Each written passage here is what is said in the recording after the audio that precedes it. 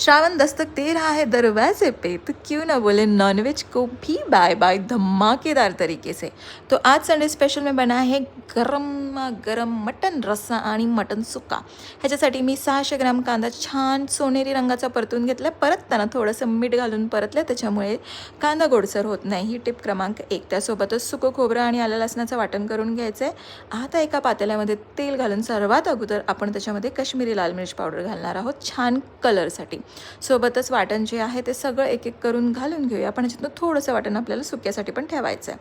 आता त्यासोबतच ह्याच्यात घरगुती मसाला मीठ घालून छानपैकी आपला जो मसाला आहे तेल सुटोसपर्यंत परतून घ्यायचे। सोबतच एक छोटासा चमचा आपण ह्याच्यात अळणी घालूया। तर अळणी करताना ना तेलामध्ये छान चरबी आणि लसणाचं वाटण आणि कांदा परतून घाला, खूप छान होतं अळणी।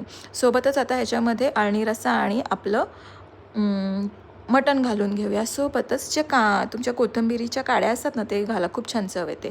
आता सुक्यासाठी एका कढईमध्ये तेल घालून त्याच्यामध्ये राहिलेलं जेही वाटण आपण साईडला काढले तेही एक एक करून घालून घेऊया आणि त्यालाही तेल सुटोसपर्यंत परतून घेऊया।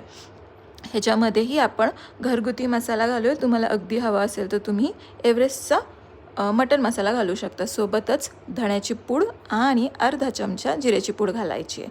चवीपुरतं मीठ आणि चिमूटभर हळद, सोबतच वाफवलेला मटण आणि छानपैकी ह्याला परतून घेऊया। सोबतच इथे उकळी आली की मटण रस्स्याला थोडंसं कोथिंबीर घालून बंद